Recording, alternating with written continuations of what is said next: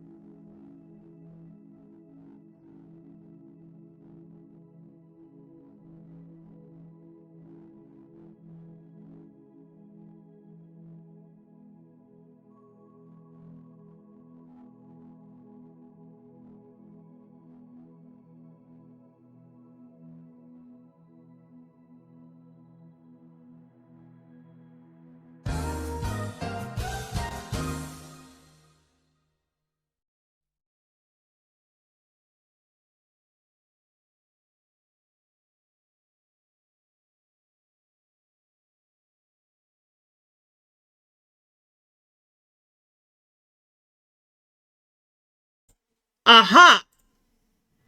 Okay. I've been talking this whole time. I've said hello to each one of you. Comment, I thanked you profusely for the 15 months. I talked about our goals today. I had no idea. I'm so sorry. At least you had the calming music to listen to. It was because the breaker flipped for my room this morning, and every time my computer has to reset unintentionally, it sets my audio device to default, which is for some reason voice mod. It always resets everything to voice mod. So yeah, I am here. Hello to everyone. So our agenda today, we're gonna get the Taskmaster stuff out of the way. I haven't even decided what the prizes are, so we'll just decide them as we go, I guess. Then we're gonna go through the lore updates channel. Then we're gonna do some reading, and then apparently number 4 is number 4. Play on the server. I don't know. Comment, thank you for the 15 months. Anyway. Let's go through the Taskmaster stuff. So, first day was, let me turn off the, oh, we also, that's what I'm missing. We have a fun thing. Hold on. We have a fun thing that we're doing before we play on the server. Reading fun thing that I've prepared for us to do. Hi, Cat. Alright, let's pause this. We'll get through the Taskmaster stuff. So, day 1 was Valentine's Day cards. So, people were making Valentine's Day cards. Let's see what that brought us. Let's go up to the very beginning here. Thinking, should we vote for the winner, or maybe I'll just pick the winner? Ignore the numbers, okay? That list is messed up. Shush. We're gonna ignore that. Okay.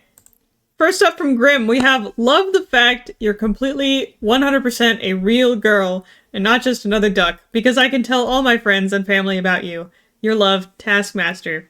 Now, what I find funny about this is a lot of you thought that real woman was a duck or a bird of some kind or something else. No, she was a catfish. Get it? Because it was a catfish. You were in the car after a doctor's appointment during this? So that's beautiful. Please let me see the kids, with all disrespect, Taskmaster. This is Lorak here, right here. No, Grandma didn't get any cards. Oh, no, Grandma did get a card. Here we go. Let me see the kids. I'm setting Latvia on fire. Why is Latvia always the victim here of Comet? We got Grandma. Happy Valentine's Day to my beloved grandmother. Love, Taskmaster. Imagine if you were a grandma and someone sent you a card, but it's a picture of some other old woman. And then we have, wait, is this the grandma? Hold on. Maybe that is the same grandma. No, it's a different woman. It's a callback to the last one. Yeah. Hey, BBG, all the fish in the sea, and you're my favorite. Love Task Quest. Oh, man. I'd go into a bubble for eternity for you. That one is amazing. I was gonna make the red one say die, but I thought the kid's name was funnier. And then we have my mom said I was special. You guys are already going into the heart candies. Wait, no! These are the heart candies. So wait, there were only two? I thought that these were just weirdly, like, heart-shaped. Okay, hold on. Okay. Should we do a vote? Or should I just pick?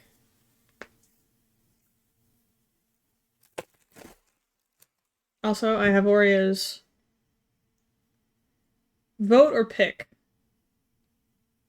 I need to put the music back on.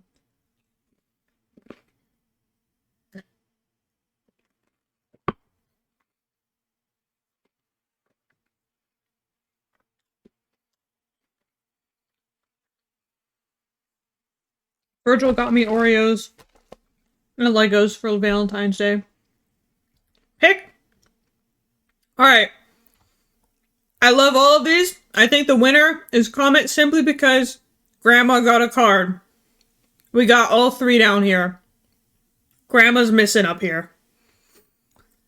So, for respect to Grandma, Comet wins this one. We have to blow up Lapia every time. I need to write this down. Do I have paper here somewhere? I have my general election papers here. I'm gonna...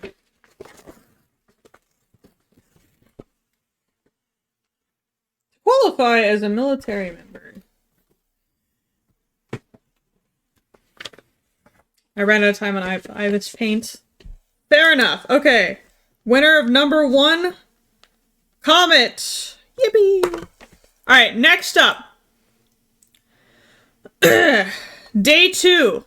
I completely forgot. Here's day 2. That one was... I forgot to put... I forgot to put pictures in this one. But this one... Taskmaster's kid licked all the text off of the heart candies that he's gonna give out at work.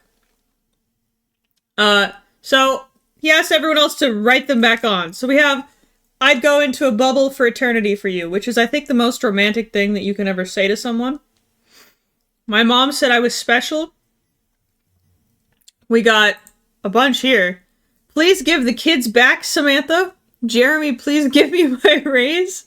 Taskmaster thought about you. That's ominous. I will drop kick my child. My ex works here. We're getting a divorce. These are all going out of work, by the way. So romantic. Yeah, these are just becoming Taskmaster overshares. That's what I said. We have, I hope you die, Karen. I am all of me. No officer, I was not in the woods February 9th. Your partner is cheating on you. Dude, I would, like, genuinely... If I got a candy, like, all the candies were normal, and then I got one that said your partner is cheating, I would start an argument. The pink ones tell a story? Oh. No officer, I was not in the woods February 9th. I just wanted to see the kids. Wife found dead in forest. Oh my gosh. We have lymphangioliomatosis. Love you, XOXO, live and learn. Maria! Life is a lie, why do I exist? Many wishes. Longest word in the English dictionary? Oh. Nice. Alright, that one's great. Wife found dead in forest. That's the one that gets me. Wife found dead in forest. Alright, we got comments. I do not care. Let me go. Let me finish. Oh no, let me finish what I started. Let me save that. Let me save you. I've done my time. I've spent millions of years in this prison. Let me call the curtain to close. And I've spent them all in preparation for the final chapter. Set me free, Cypher. I will save you as well. I will not forget what you've done for me. We got more Bubble Boys references. I love to see it. We got Cook, which made me genuinely worried. Forever alone, heartbroken, fake love, lonely, cheater, divorce, homewrecker. Don't waste your time on me. You're already the voice inside my head. And I was like, Cook, are you okay? I've always been cooking. Comic cooked this Taskmaster week. You really did. Alright. The winner here... Let me turn back on the music, because I missed the music. I think... runner-up for me is I go into a bubble for eternity for you. But I think the winner here is Grim. This one just has so much variety. Wife Found Dead in Forest never fails to make me laugh. Good job, Grim.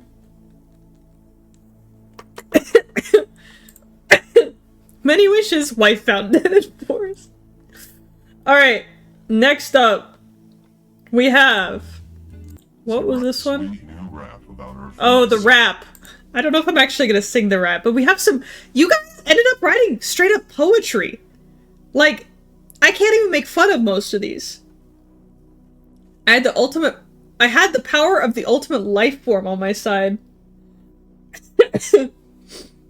Runs away in writer.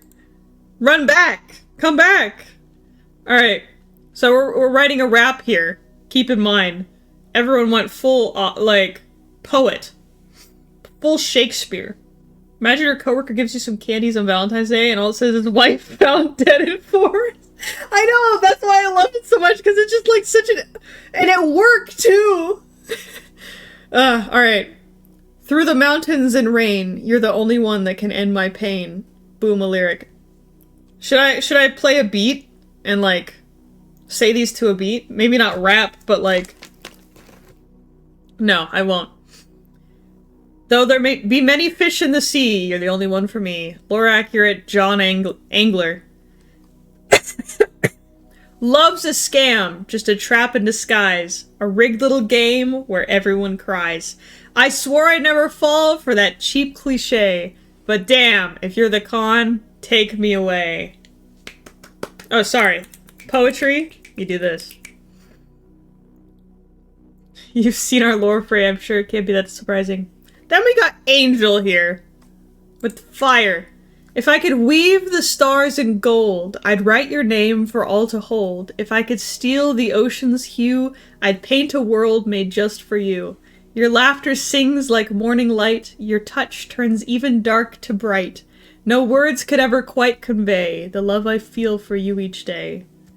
It's beautiful. I couldn't come up with something... I would not be able to come up with something better than that. That is incredible. And then we have Grim. Darkest nights, lonely flights. Sorrow fills my heart. I've lost my love, my home, my life, and now I'm in the dark. Lantern in the absent light, a soul full of warmth. You are my saving grace, the savior of my heart. Eyes that sparkle like the sun. Your arms welcome me like waves. See what I mean? What y'all went poet. I can't rap this, but it's beautiful. Your arms welcome me like waves, like a fluffy little cat. Your soft, gentle smile keeps me awake.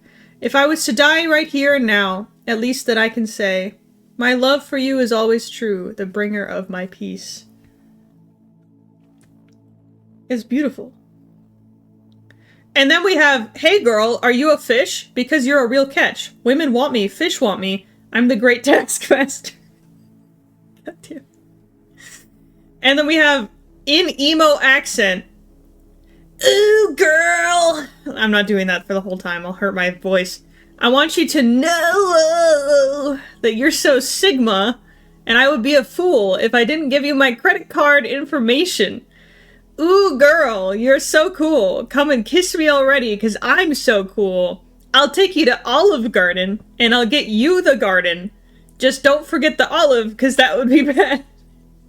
Ooh, girl, I want you. Come and kiss me, because I go kaboom. Okay, and then we have Angel. Again. I said I'm getting whiplash. I still am. A rosy hue in your eyes so bright, like dawn unfolding after night. A whispered glow so soft, so true. A sunset born in shades of you. Dude! A sunset born in shades of you? Bro! The world may turn, the stars may fade, yet in your gaze the light is made.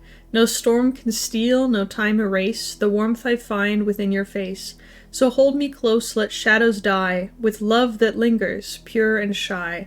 For in your eyes I see the skies, a world where endless beauty lies. Everyone snap! Everyone snap! This is beautiful poetry. Angel already won with the first poem and now they're just sealing their victory? Exactly! This is just a victory lap right here. Yeah. Angel, you win. Congrats. We got Comet, Grim, and Angel. Did the head pass thing work? I didn't even see, but thank you. Alright, next up, we got day 4, which was... The song worked. Thanks to you, I have a hot date for Valentine's Day. She's coming over to... Oh, right. The food. Grandma's hot dog. I hope you guys actually, like, read all of the things I wrote here, because some of them are funny. Like, it's because she's a fish. She should flop it on the keyboard, so it's just button mashing. I did research on what catfish actually eat. That's above and beyond right there. That's what I like to see. Oh god! You can't serve fish, cooked fish! No! We have cooked fish. Ingredients: fish, lemon, fire, tomatoes. Steps: cook the fish. You can't give a catfish cooked fish. Cannibalism.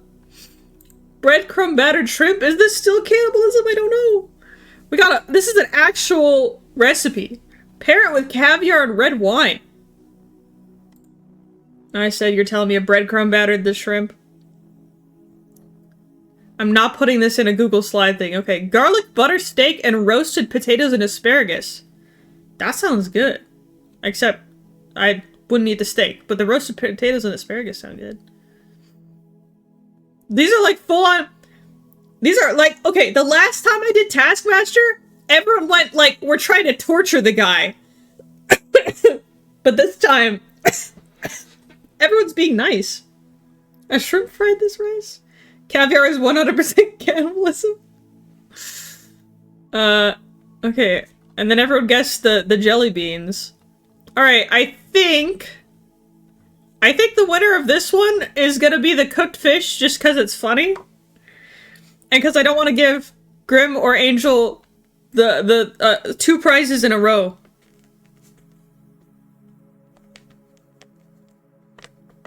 Shin wins this one. Fish, lemon, fire, tomatoes.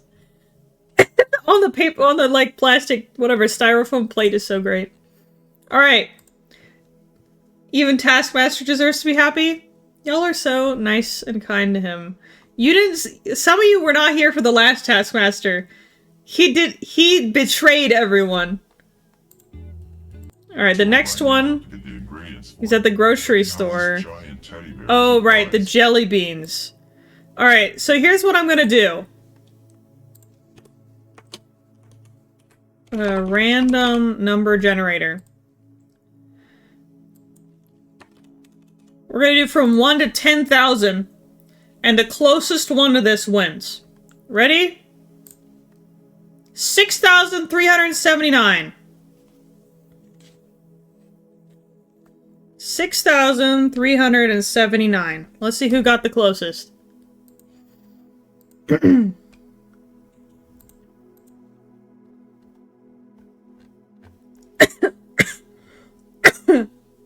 More than 20. You got that right. 1,839. 681. That's not as close. 2,280. That's closer. 30,868. That's too far. 2763, that's closer. 552, that's too far. Sorry, Levi. 11,000. Is that closer than 2763? 3, 4, 5, 6, 10, 9, 8, 7. Yeah, okay, so Marigold's still closer. Whatever that is. It's just 87? Okay. 74, not close enough. Alright, it looks like...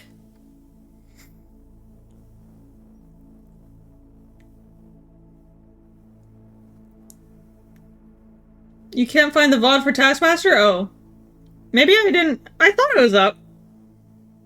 I don't know. Alright, it looks like Marigold might be the winner. Congrats to Marigold. Ball Cutter 30. Alright. Then we have... what was this one? Melvin, all I need to do is get dressed. Oh, getting dressed. Taste, right? Right. Make a... This poor man, this is a random guy who got, like, a family photo shoot done, and I'm using him for the stupid Taskmaster thing. I was considering coming up with, like, a design for Taskmaster and make him kind of hot, but I didn't want to draw him. And we already have this guy, so... Alright, let's see what outfits people made. Taskmaster is just some man with that voice for some reason. Alright, nothing better than a man in touch with his seaside. Yar! I think I made him hot? You know what would have happened. Kat, if I drew him and you made, like, a fanfic of him, I would, I think, shrivel up. I'd also read it.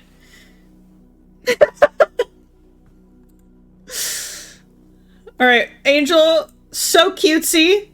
Even the nose piercing, okay. I'm not sure what is going on with his foot.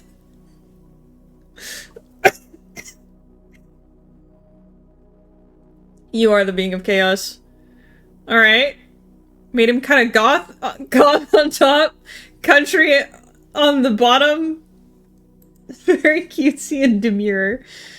We have Hatsune Miku. Women want me, fish fear me. The nose shoes. Muscles. That's amazing. And then we have whatever. This one genuinely cracked me up because this is probably the most accurate to what he would dress like. The chain, the cologne, the hair.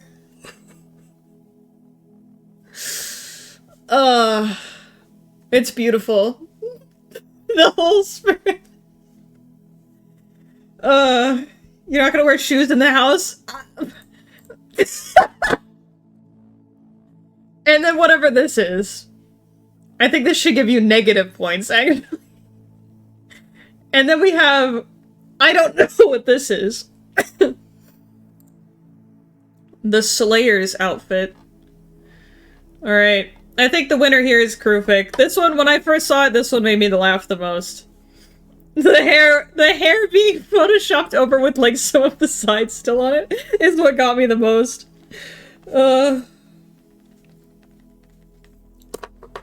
Alright. Did I make him hot? Slayer from Guilty Gear Strive. I have no idea what that is. Slayer. And then, today, we got the final one, where... Nothing like her profile. I think I got catfished. In fact, I think she's literally a catfish. I'm hiding She is outside? right now, but she's flopping around out there. I need to get out of this awkward situation. Probably come up with something to get her to leave. Please drop it in the Taskmaster Week channel. And quickly. I thought that was funny. Alright, let's see. I haven't read these yet. Okay, some excuses to get out. My mom is dying of catfish syndrome. I need to say my goodbyes. I was looking for love, not a lesson in marine biology. Damn! Thank you for applying for this position. Unfortunately, you're not what this company is looking for, so we've decided to decline. Or kill her! The wife found dead in woods. The evidence will be easy to hide. The police are likely to not care for a catfish, and you could sell the body at the fish market. Jesus!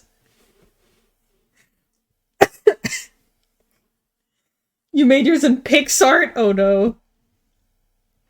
The taskmaster looks around, in the bathroom, unsure what to do. His date is a catfish. Literally, what is he to do? Thankfully, he knows what he must do. He had an outfit from a class he took over the weekend still in the hamper. He was trying to better himself by taking more classes, and thankfully it would come in handy. He undressed from his current outfit he wore specifically for her, and dressed up in his sushi chef outfit. He had a briefcase of tools specifically for the class, and thankfully it was still in the cabinet. He grabbed the knives and emerged from the bathroom with a sinister smile on his face. I hope you like sushi. No! Oh my god, that's so awful. That's kind of fire though. Okay.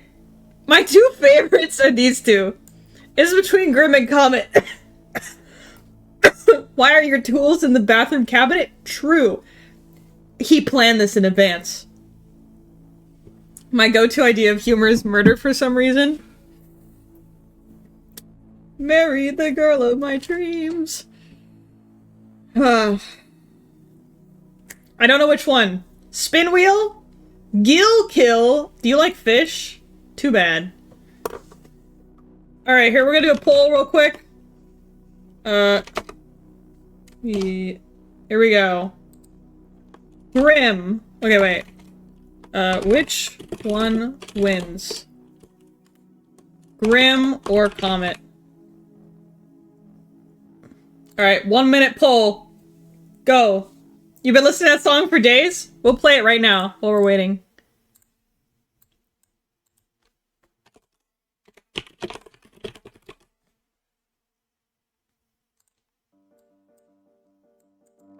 I was 25 when I became a doctor, treating all my patients with care. 32 when I lost my license. Call me with a fork and knife and open surgery. 27 I settled down, married the girl of my dreams. She ran off with somebody better, so I killed that cheating.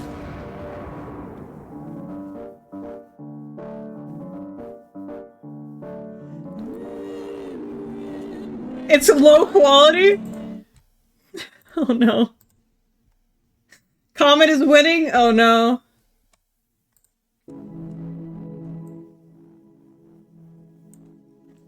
The winner is Comet! Comet gets 2 prizes.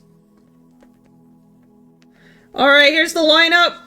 Comet, Grim, Angel, Shin, Marigold, Krufik, and Comet. Comet, you can combine yours into a bigger prize if you'd like. As for the prizes, I gotta figure those out still. I think... It'll probably... It might be a choice. You could choose Discord Nitro, something cool in the SMP, maybe. Or like a Steam game if you want that. Or like Robux, I don't know. Alright. I have those. I will be dishing those out after the stream. Alright, next up, we're gonna go over the thing that we're all here for. The lore.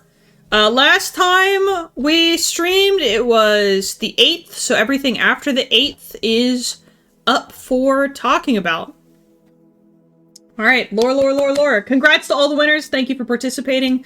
I always love doing the Taskmaster stuff. I thought it would be a nice throwback for those who followed the story along. We'll do it again some other time.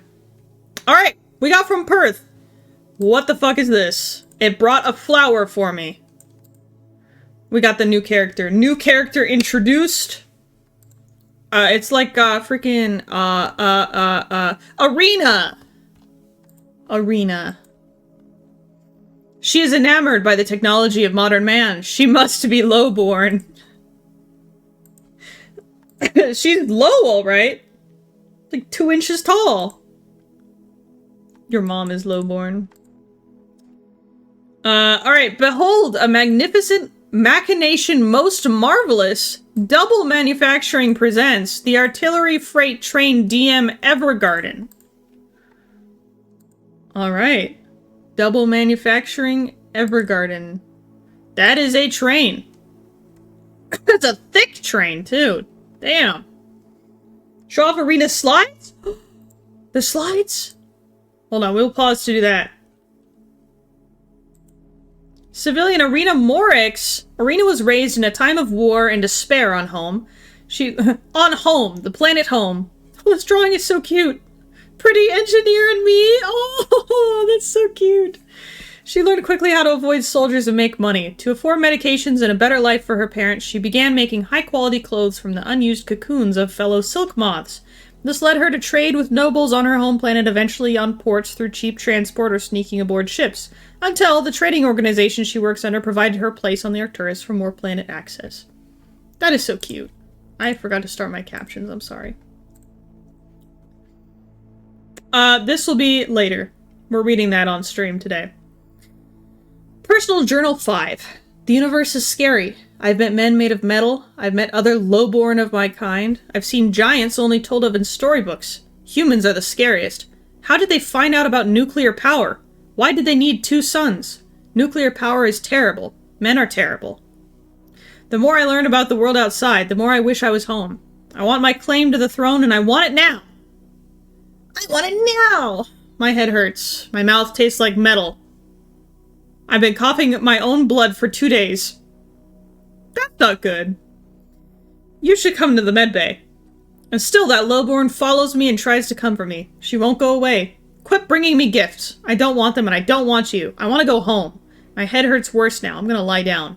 I'll deal with chair doubled tomorrow. I hope I don't wake up. I miss Mom and Dad. Perth, you're gonna die. Yeah. Coughing up your own blood is not good. This was not reported to the medbay. It's not my fault if you die. Entry 8. New planet, same headache. Finally, some decent weather. This planet is nice, but the overabundance of spiders and other bugs makes my skin crawl. I've also been having more headaches lately. I've been getting these flashes of memory? Hard to say. Blight signing off for now. Everyone's getting headaches! Where the hazmat suits? Where the hazmat suits? Perth usually death via radiation poisoning. Exactly. Entry 2. I may or may not have forgotten about the entries, but it seems someone else did an entry for me. Found your journal, Lucas. It looks like you lost it, lol. Don't worry. I'll make sure it gets back to you. Maybe try keeping it in a more obvious spot next time. It's funny how these things always turn up in the most unexpected places. I'll keep it safe for you until you remember where you left it. Well, I should thank whoever wrote it. Not sure if I actually will thank them, for they sound snarky. They at least left it in my drawers. I actually found the journal while moving stuff out for the new planet. We only been here for a few days, but it's gorgeous. It's full of life. There's actually signs of life. There's been some wolves running around, and while I may not be a dog person, I have been thinking of keeping one. But I'm sure Captain wouldn't agree with the idea. We already have a bunch of crew members. I'm not exactly sure if someone is allergic to dogs, or, well, if they even are dogs. After all, we're on a planet full to the brim of plant life. They might be something else. But I'm rambling. I need to get back to work. I'm sure the others would find it so funny I lost my journal. In tiny text, thank God Captain didn't know I accidentally misplaced it. Chair double killed my dog? No! No! That's so sad!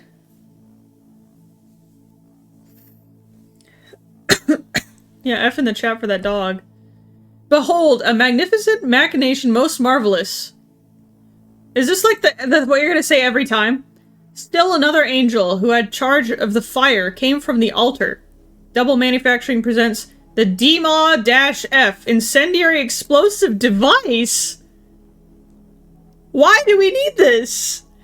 I thought we were repairing some nuclear reactors. Why do we have this? It's Perth, yeah.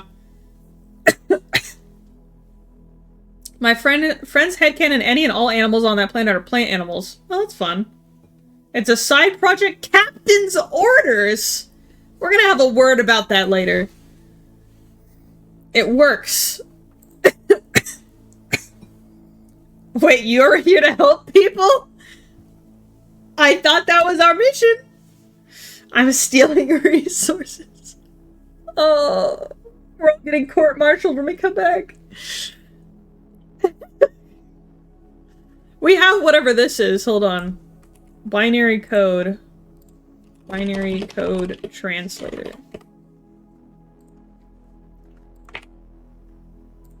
Sometimes the past deserves to be buried. Who am I truly? Oh. Does Blight, like, snore in binary or something? That'd be kind of funny. Although, I mean, it's just his arm, right? Actually, Amelia probably snores in binary. Go to the principal's office. Okay, wait, Kath, I see that you messaged me. I gotta look up what it is that you messaged me on my phone. Oh yeah, don't worry about it. You did the entire translation from ASCII? Damn. The only monster I like is this one, not the lowborn. I thought you said you didn't like this spider. I saw later on. The little crown is so cute. I love those jumping spiders, by the way. They're adorable. He stole my dream journal. Mr. Electric! Mr. Electric, send him to the principal's office and have him expelled immediately! There's a kid that I teach that's exactly like that. Talks exactly like that. I had to deal with some roaches of some sort in this cave. Turns out, this little guy likes the roaches. Guess I got a pet. I'll have to figure out a name for him. She? They. Figure out a name for them. Everyone's keeping these little spiders. They're so cute. We're all gonna have a bunch of spiders. Personal Journal 6. She keeps coming back. I seal up all my cracks, and she keeps coming back. I've called her lowborn filth 100 times now, but she won't go away. What the hell is her problem? She tried comforting me when I got into an argument with Keener. I don't even know her name, and I don't care either. I just wish she would understand that I don't care. What is she? Is this enemies to lovers or something? What is she trying to get out of hanging around me? Her and her stupid jumping spider. See? You hate the jumping spider.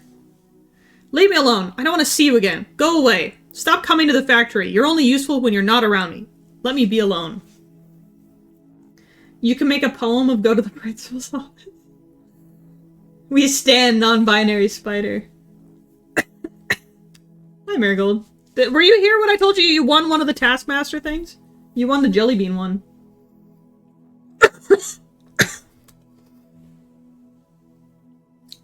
Alright, we got a long one from Dahlia. Yeah, you won one of the Taskmaster things. Alright, we're on to our second mission.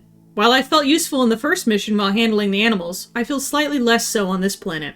We're charged with repairing and building a nuclear reactor at 3 different plants that were damaged in the ion storm. The planet itself is lovely. It is such a breath of fresh air from the last one. There's so many flowers. It reminds me of the grotto back at home. The climate itself is pleasant, much different than the coldness of Crere-Terry? Sorry, I probably butchered that. Unfortunately, it does mean that I need to trim my fur often to prevent overheating.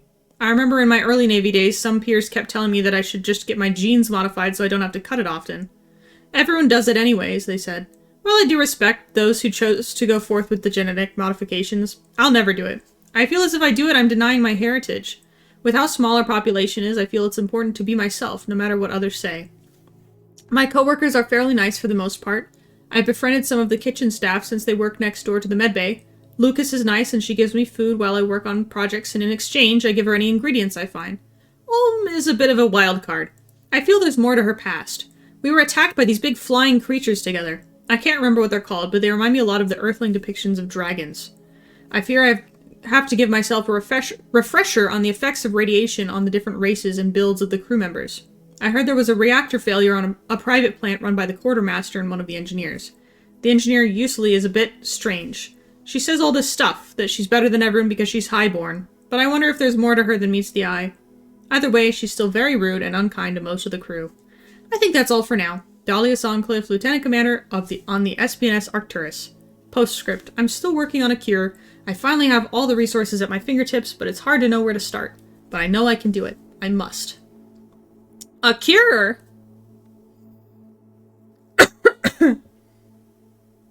Who? Stop whipping each other in chat. What would it take for you to do the fun thing before potentially reading after sleep? We can do the fun thing first. That's fine. I'll tell you what it is, at least, and you can decide, like, if you want to stay up for it or not. Hi, Doobie! Doobie made a cool thing for me. Hold on.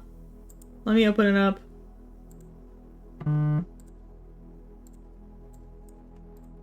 Look at that! They just randomly asked me, like, what colors do you like? And I was like, purple, pink, and yellow. And I made this. Isn't that adorable?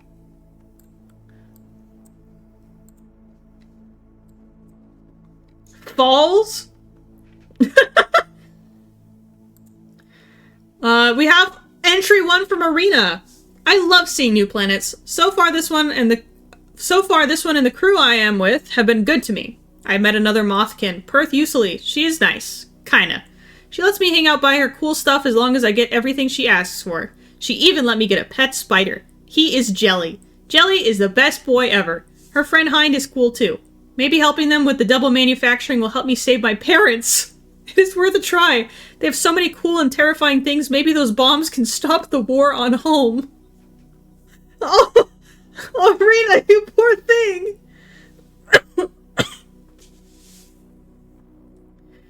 Oh. Yeah, Doobie never fails. Oh, speaking of art, hold on. Hold on. Can I look at my Streamlabs merch? Here we go. I did put up some stuff on my Streamlabs merch store thing. If you want a What If t-shirt, there's different colors. You get black, you get purple, you get navy. There's a United Earth flag. It's an actual flag. I'm buying this, by the way, and I'm hanging it up behind me. And then I'm also getting this Arcturus mug. Anyway, that stuff is up there. You bought the flag and the pillow. I'm so excited to see the flag. I'm also excited to see the pillow. That has been a thing that you've been talking about getting for a long time, and I thought no one would ever get it. I should honestly take it down so you're the only person who owns it. Is Perth going to call Arena fatherless? Damn. Okay. Got from Sora. Sora Journal Entry 2. This new planet is much nicer than the last one. Though I haven't had much chance to explore it yet. I keep having some malfunctions with my leg and wing. I believe some of my feathers are getting stuck in the gears. I should probably start taking better care of myself. My feathers are a mess, especially this time of year. On that note, today is my 29th birthday. Just planning to spend it the same way I did last year, with a bottle of whiskey. We're all alcoholics on this ship. Each and every time I bought merch, I've considered getting it.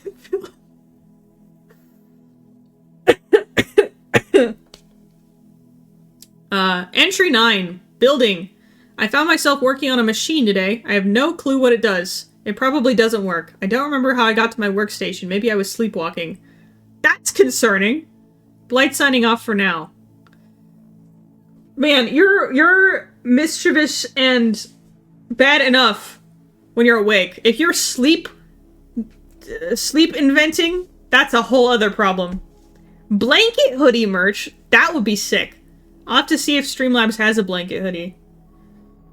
I wanted to say something, but I forgot what I wanted to say. I'm so sorry. Perth is typing. I'm gonna wait for Perth to type. You don't have... Like, 5 other people already pointed that out, Virgil. We don't talk about it. It's better than Cyrus. Why feel when you can drink? Damn.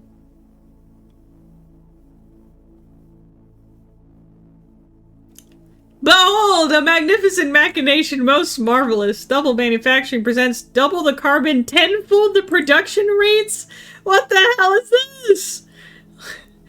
We're gonna make another planet that needs to have its environment restored. Jesus. Alright. We're going full Factorio mode right now. Guess who's doing the go to the principal's office poem right now? Oh, please send it to me when you're done. So we're bombing the shit out of it. They're gonna come back and be like, what happened? How many IEDs can I build in one night? The spider on top is funny. Alright. That is the Lori Updates channel. We're gonna flip things around. We're gonna look at the fun thing first. So, I had this idea when I was in the car. Let me, move this like this and do, oops, do this. There we go. So, I had this idea in the car when I was talking with Virgil. And,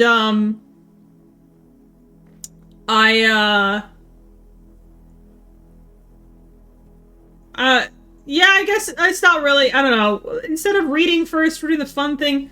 It's 1, 2, yeah. It is 1, 2, 5, 3, 4, yes. We're doing it a little out.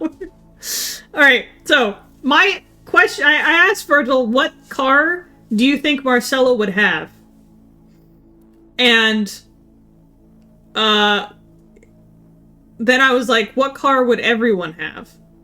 So, we're going to go through everyone, and, everyone who is active, at least. If you're not on this list and you're here, then I'll re-add you. Right? Yes! No! That's literally the second thing I said was Sprite Ulm has one of those little toy cars for kids. Smiles deviously. What do you mean? Okay. Virgil said Marcelo would have a sleeper build Honda Civic. Like a nice Honda Civic that can go 200 miles an hour. And he said it is Marcelo would be speeding. Not the Cars fanfic. No. God damn it, we can't escape it. Alright, Honda Civic. Alright, let's, what color would it be? Marcelo car, Yelena car? No! You're getting some of that tonight, though. I will be reading the first 2 chapters of the Marcelo Yelena love story. Green? Would he green or like blue? I feel like he might have like a blue one. Like this. Bright ass yellow. Lime? White with a black trim? That might be more like it. I'm gonna send you the principal's office thing once it's done. You read it off stream. Or on stream. Yeah, that's fine. You'd have a blue one? Alright, yeah, that's what I thought too. Alright. We can put a little thing here. Sleeper build feeds. And once we talked about that, I was like he would 100% drive Yelena around and she'd be like gripping everything, making sure the seatbelt is tightened and like fearing for her life while he's just like Nyam! Wait! Virgil is a Honda Civic? Oh my god, it's been canon since the beginning, you're right. Alright. Amelia. What did I say? I said that she would have like a Porsche. And then Virgil said maybe a Mercedes. Most of the servers just what would the crew be and do?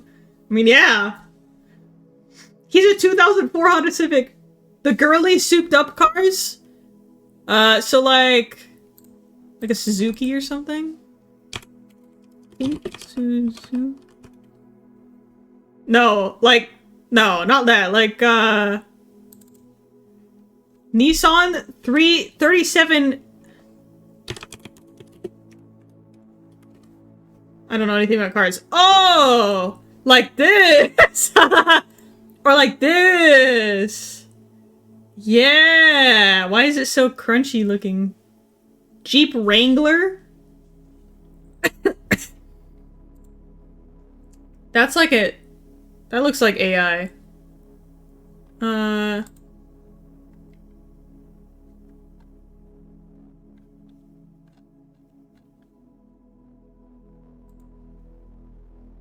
What do you think? Is it like one of these?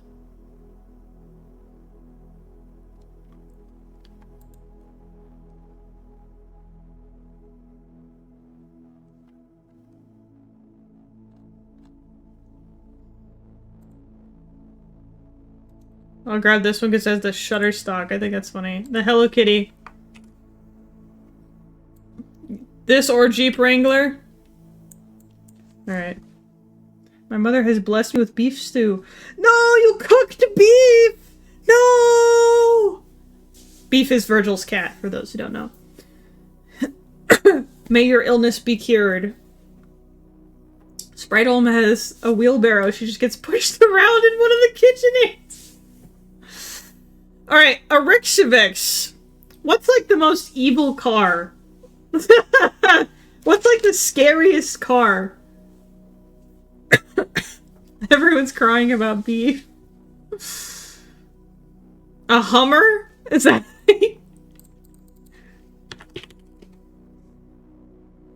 Yeah, like this? I can see it. Yeah, I can see that. Small cube-looking cars? The car from Despicable Me? Almost the sidecar on a motorcycle? Alright, we'll grab this. I think this works. Alright, Eleanor. Now, Virgil said Eleanor is an F-250 person who road rages. I don't know. I agree with the truck. I don't know if she maybe she does road rage. You sent me the principal's office thing? Let's look at this. I have so many... That? Okay. Oh my gosh, this is so... Okay.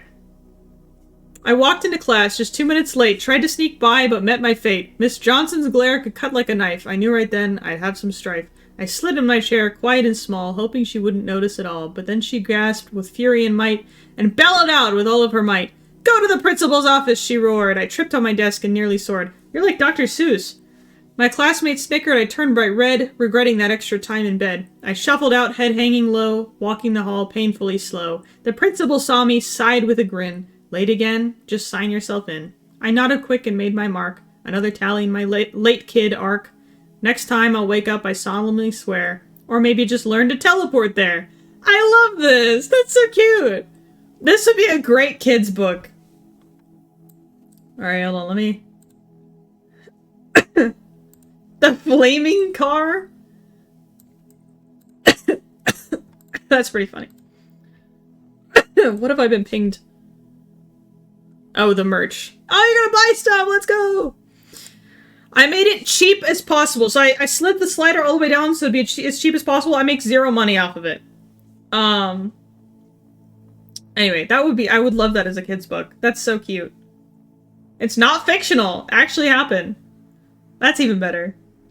Alright, 2 options. A CBR... What the hell is that? I have to copy and paste that. Oh yeah, I could... Yeah, no, what am I thinking? She's a motorcycle chick. Okay, what is this?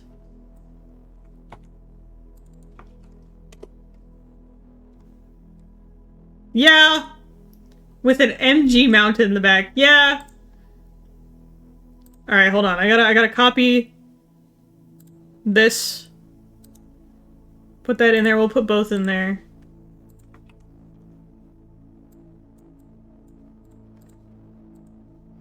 All black for the motorcycle? Oh, okay, sorry. I just grabbed whatever one looked cool. This one?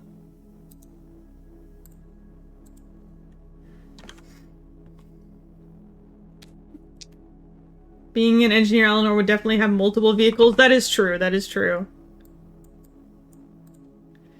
She's totally someone who, like, works on the vehicles, too. Like, always in the garage doing something. Why can't I go forward? Why can't I go? Okay, whatever. I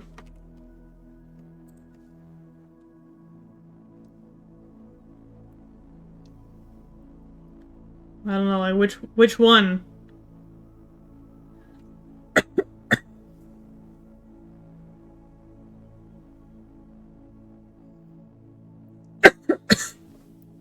Black with purple accent? Ooh. Technical.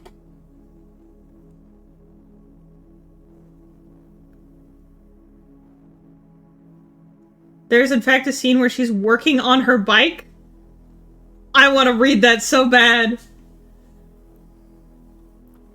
I don't know which one to pick here. Like this? That looks... It looks like a truck. It's like this. You can't, you said you didn't want to spoil it.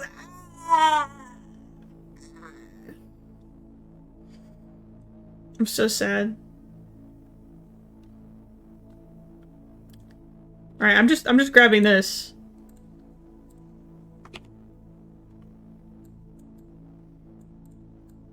Alright. We got Perth. I said, when I was talking to Virgil, I said Perth drives either a G-Wagon or a Cybertruck. Send me the access codes later. Thank you. But yeah, Perth, G-Wagon, or Cybertruck. Or just like a regular Tesla. The Cybertruck? Oh yeah, Perth drives hires a driver for sure. A BMW?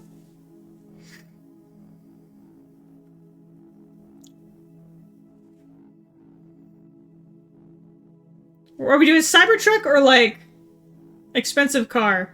Like, I mean, Cybertruck is expensive. Perth thinks Cybertrucks suck. Okay, G-Wagon? Yeah, that was my first. G-Wagon is like the car when you just want to, like, look rich. What color? I didn't know they came in different colors. I'm losing my voice if you couldn't tell. BMW with a higher driver? My family? This is a look into my life. It's a little embarrassing.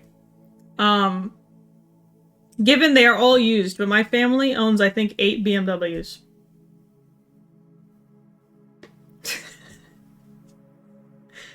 And the only car that we have that works is the Toyota.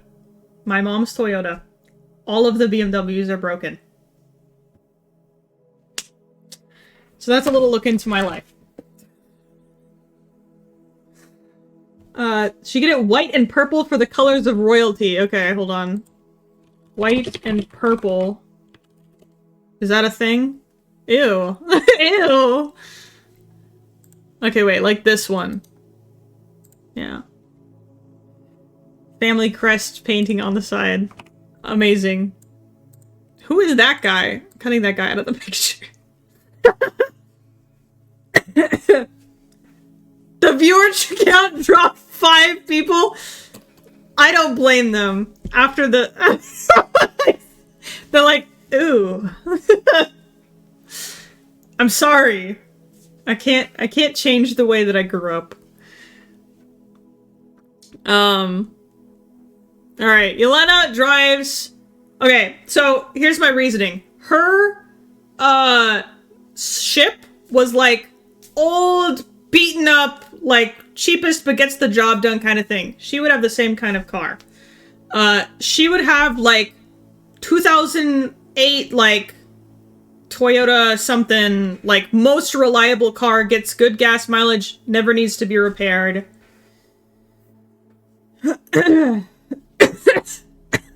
My offer stands for Fran. Other people have higher powers, so skitter away now. What does that mean? 2001 Toyota Camry? Okay.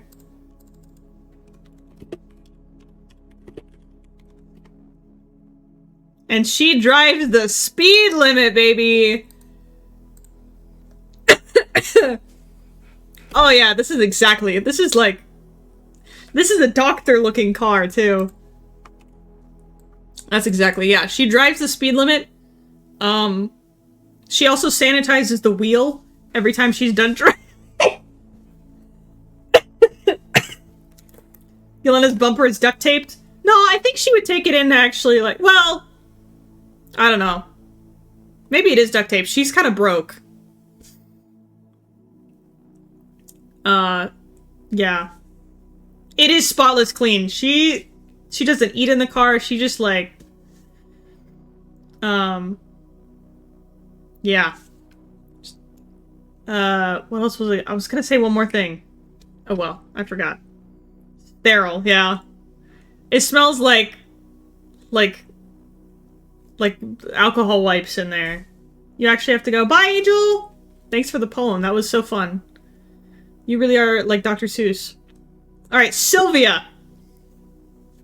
The trunk, however, is another story. True.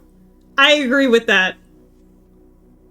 The trunk is filled with all sorts of junk. Mini Cooper? I could see it. Actually, yeah, I think Sylvia is definitely a Mini Cooper. Cube car. Not the cube car.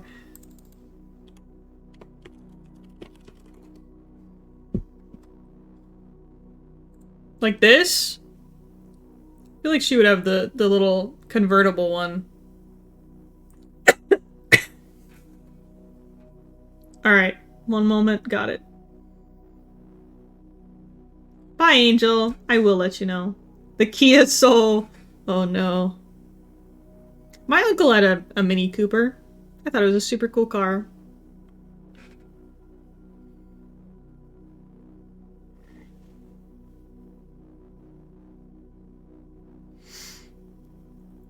Guys, are we serious? She doesn't drive, she totally walks everywhere. Who? Sprite Ulm? 2013 Kia Sorento, okay.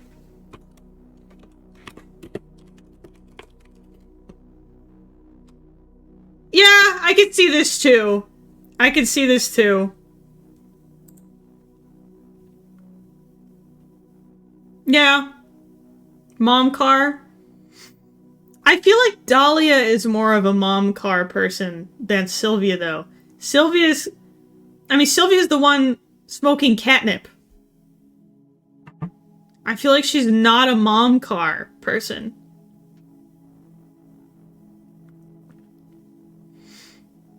I want a mom car too. Actually, my dream car is a Subaru Outback. I want a hatchback so bad. Ford Pinto?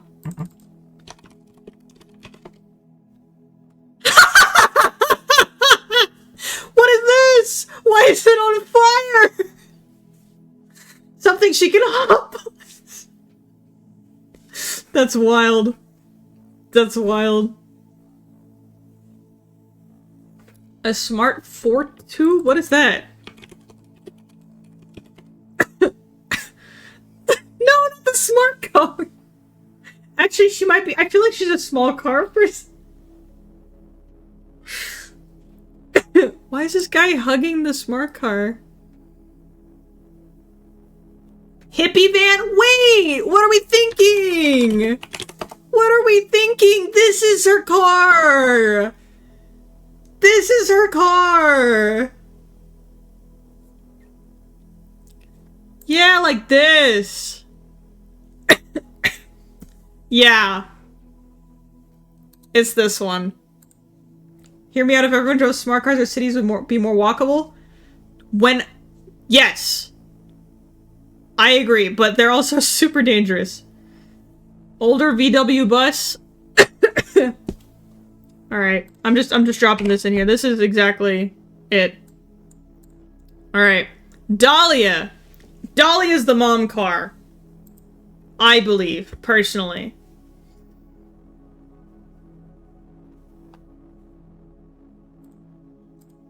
Dahlia is the 2013 Kia Sorento.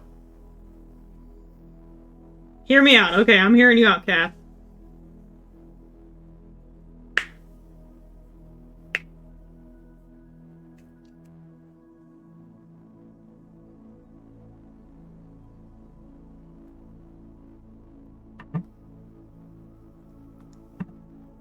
What's my family messaging about?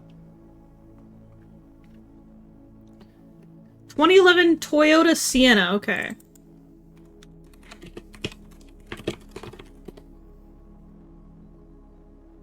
Okay. You got the kids going to soccer car. Oh, what? Mom van? Alright. I feel like this color, too. Like the brown, the tan.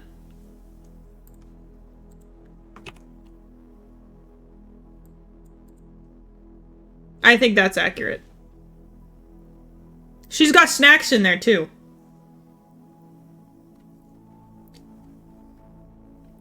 And water for anyone who needs it. My dad's old van was nearly that. There you go. Now, first aid kit is definitely in there. Yes. The whole back has like a big first aid kit. You got the snacks and water. You got like all that. And the TV's in the back. Yes. The TV's hanging over the thing. Yes. David owns a Tesla. Yeah. Yeah. No, but he doesn't drive it. James drives it. Does he drive a Cybertruck or just like a Tesla? I feel like he would just have like this. Just like the basic this thing. I feel like it's not like he thinks the Cybertruck is interesting, but like he likes the sleek look. And James drives it. Is it still a self-driving car if James is driving it? Does James have a license? Yeah, Virgil said the exact same thing at the same time as me. No, I don't want to save the image of the Tesla. Alright, we all know it's a Tesla. I actually did have James on here, but I can just kind of put James in the driver's seat. There he is. When he has that much window for a car that drives itself. James possesses the car? Yeah, instead of like putting like the key into it or whatever, he just like sticks his finger in it. Yeah. That's accurate. Alright, we got Blight. What does Blight drive? Something that he can modify. Did Inspector Gadget have like a car?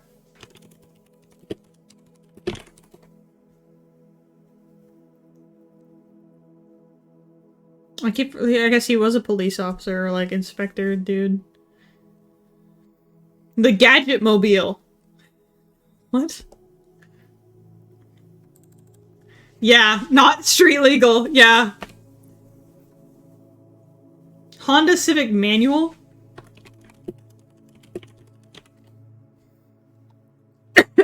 Gotta do old. Old. I feel like that would, yeah. But I would have one of those trucks with mix match parts. Different color paints because they fix it themselves. True. M996 he pulled out of the field. These are shoes. This thing? Is that what you're talking about? Nah, I feel like this is his car.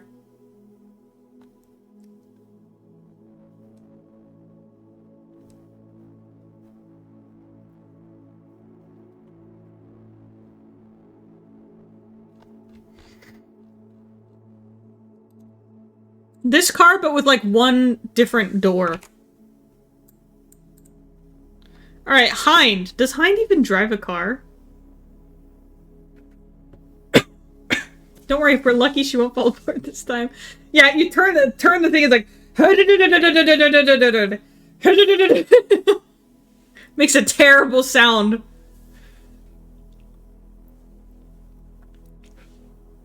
Hind is the car transform. Magic room or no ability. I'm just making you a transformer, I don't care.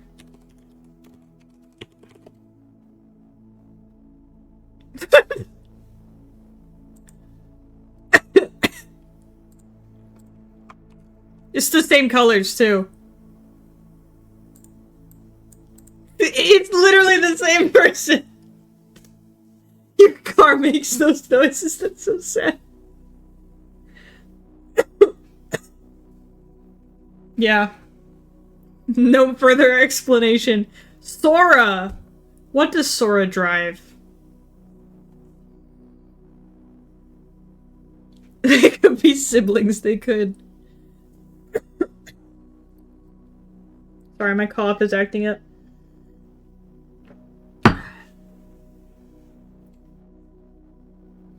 Audi?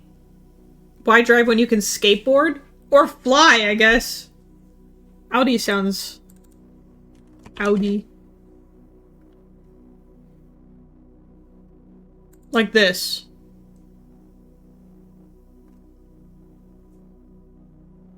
I feel like that's a Sora car. One of those weird flying cars.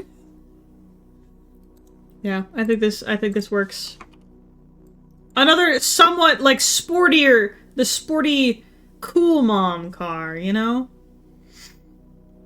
A what now? Oh, a Chrysler.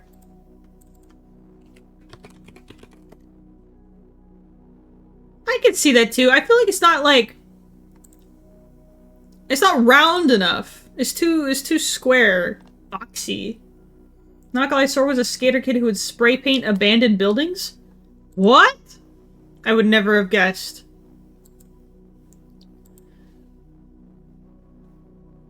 Alright. So, like, I'll add a skateboard in here. Skateboard. She was a skater girl. She said see you later. No, he was a skater boy. That's what it is. Well, but she was a skater girl. Alright, we got Sprite on. We all know what this is. Kid's toy car. It's the little tyke car. 100%. She got with a rich, posh kid and had to fix up her act. Damn. Wheelbarrow? No. It's either this or this! Or like this thing. One of these little things. But no, it's this 100%. That's decided. Go-kart? Yeah. No, it's these ones you have to stick your legs down. So she's like, got the wheel and she's like pushing it with her legs. Alright, Phoebe. I feel like Phoebe would have a very, like, cool car. She was a knight.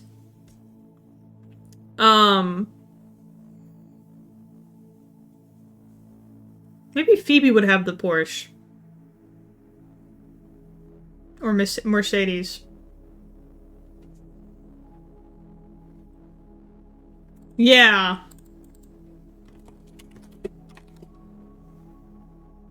Yeah, this is pretty much what I was thinking. And Phoebe does not talk about it. She just drives it. Pulls up and everyone's like, whose car is that? It's just Phoebe. Ava. VW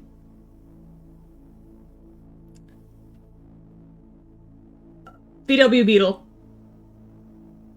But, like, the inside is decorated. With, like, flowers, lights, everything.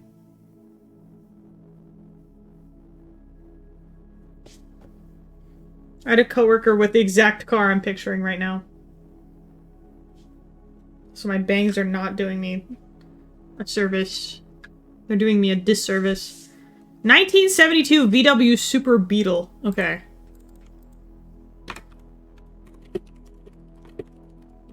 I'm learning about new cars today. I don't know if she would have the old one, though. Like, I'm thinking just, like... regular old... like this. The yellow one, specifically. She owns a cafe in Space Costco. She decked that Beetle out? Yeah. This, but with, like, sunflowers on it or something. I think it's, like, a more modern one.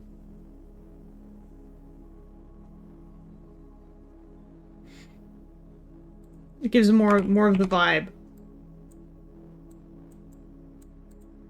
Even matches the pants. There you go. Meyer. What's the most, like, car where you don't have... maybe in, like, He's in the trunk of a car, so he doesn't have to see the outside world. Humvee? Yeah. If the What If had a high school A, Virgil is the principal, Elena is the school nurse, and Amelia vice president. Are you saying that because they're all old? They wouldn't be the high schoolers? Or a Jeep? Check DMs.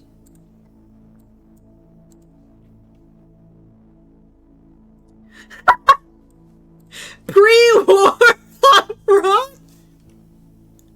That's crazy. Fluffy's a Humvee? Jeep or Humvee? Let's look. Okay, so we got the Jeep. Alright. Humvee. Yeah, probably the Humvee. Oh, Fluffy's a Humvee in the Cars universe. Ford Model T. This thing. Alright, what do you think? Is it a Jeep or a Humvee?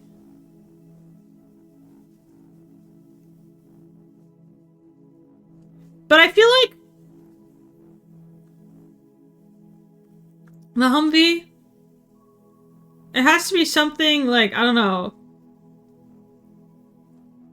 not driven out in the middle of nowhere, because he'd hate that. All right, we got the Humvee.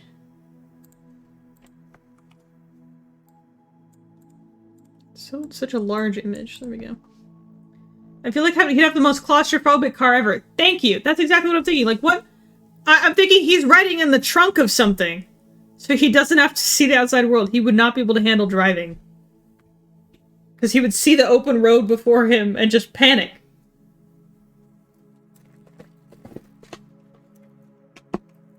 Maybe in the future there might be... Clown car! I feel like in the future there might be cars that, like, are, like, closed off and just drive themselves so you don't have to think about it. You'd probably have one of those. You have it?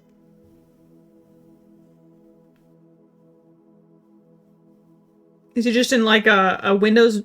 tinted, blacked out windows, like, minivan, and he's in the back?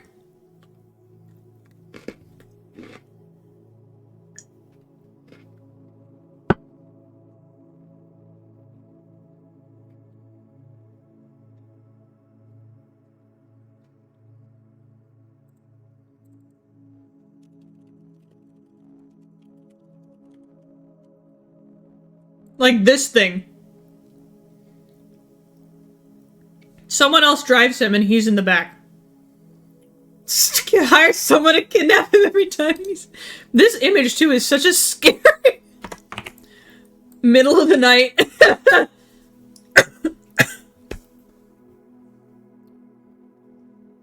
And then we gotta write, he rides in the back.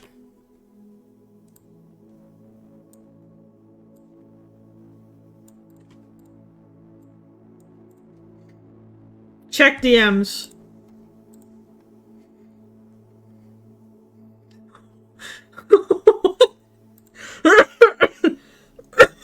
What is this? Why is it a parade? Okay. Selena. What does Selena drive? That old man is living his life. He is. What's like, scientist kind of car, but like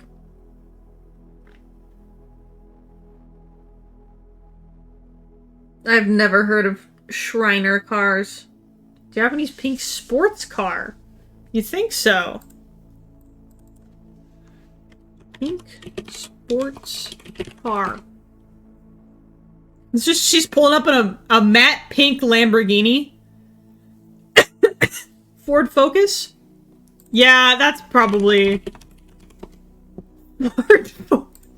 Sorry, I misspelled that. You didn't see it. I spelled Fart Focus. Check DMs.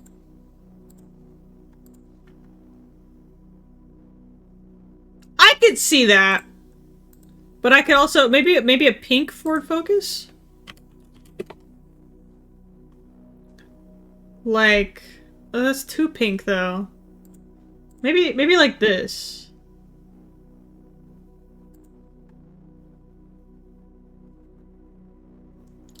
The pink Mazda? Oh.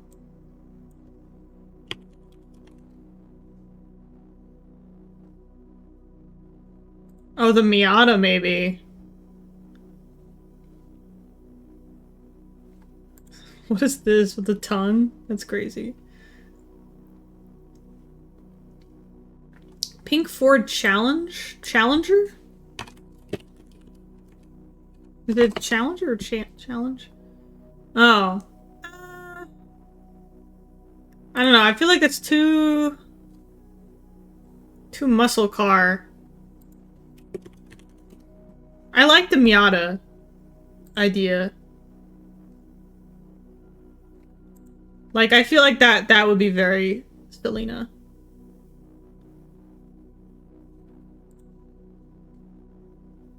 Yeah, this is...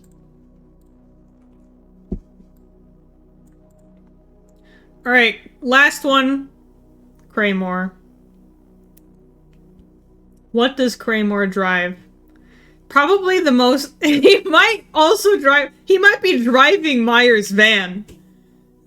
He's like, hey kids, you want some candy?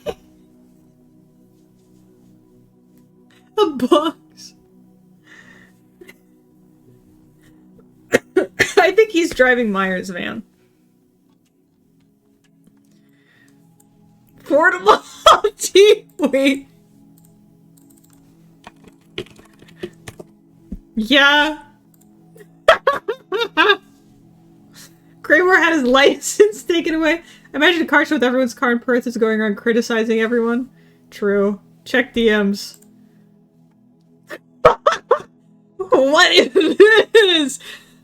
It looks like a slug. What is that? Virgil has sent me something too. Oh, you guys want to see beef? Beef. Argument for Myers will. Yeah, okay, I see that. Slug car. The crazy man is a genius. Okay, did we give him the slug car, the Ford Model T, or he's driving Myers' van? The DeLorean?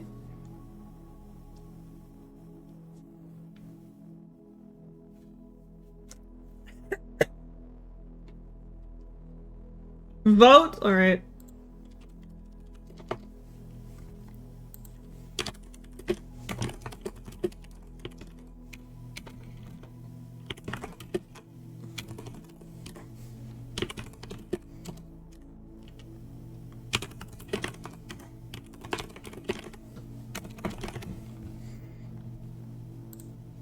Alright, 1 minute poll. Here we go. This is a great day to know nothing about cars. Me too. Everyone's saying like these numbers and letters and years, and I'm like, yeah. You sent me one for Kraymore? Honestly, I can see it. I can see it. Alright, who's winning? Oh, it's tie for Slug Car and Myers' van. Will anyone break the tie? Yeah, this is kind of perfect, though. We can put them all in there. Maybe he collects cars.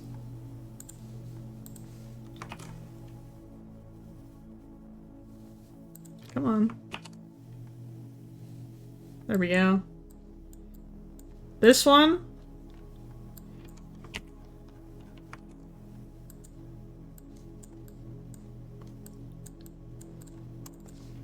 Drives Myers' van. It is a tie. And then also the slug car. What is this? This is who Kraymore reminds me of? I hate that.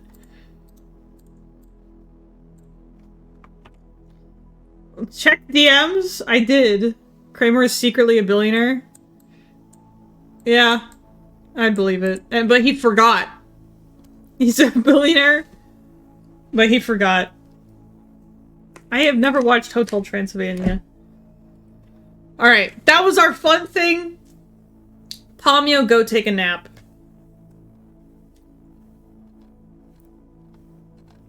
Everyone's cars.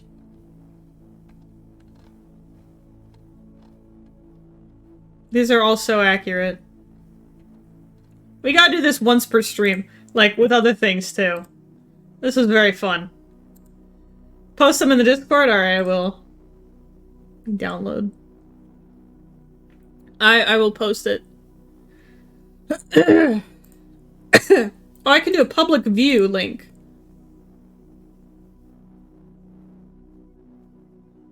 Come on. It's taking forever. You gonna go crash out now? Alright. If you want me to read chapter 3, I don't know if you said you finished it and you just didn't post it, or what. But let me know. Okay, public view link is not working.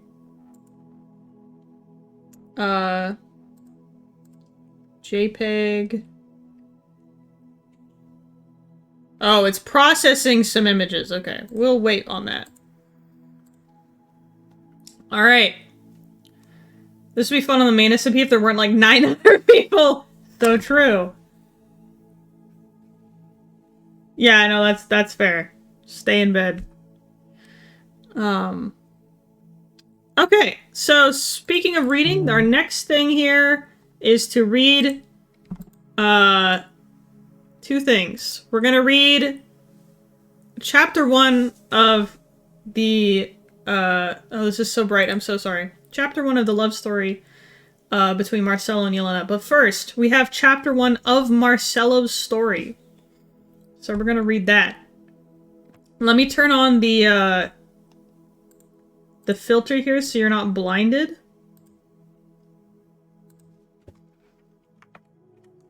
Hold on, I gotta turn off suggesting. I am just viewing.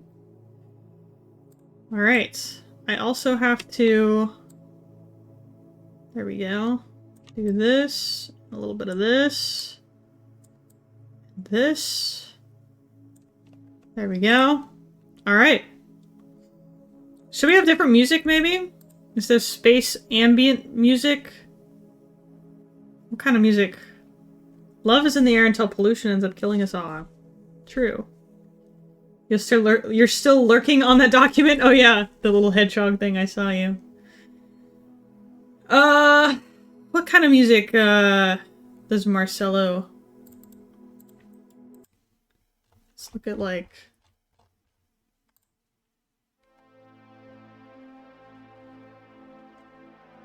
Let's just do space ambience. Maybe no music.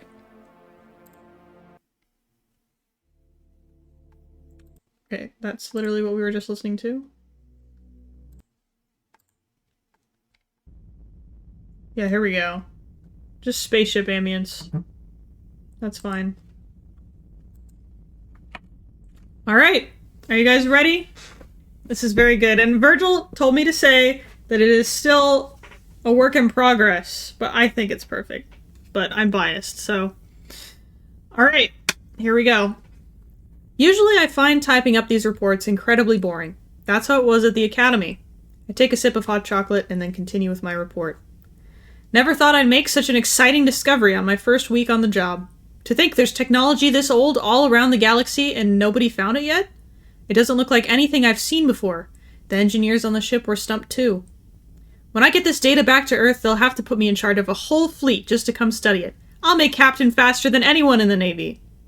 I had to play with the sensors quite a bit just to get a reading back, but sure enough, there it was. Massive, too. Like a dozen light years across.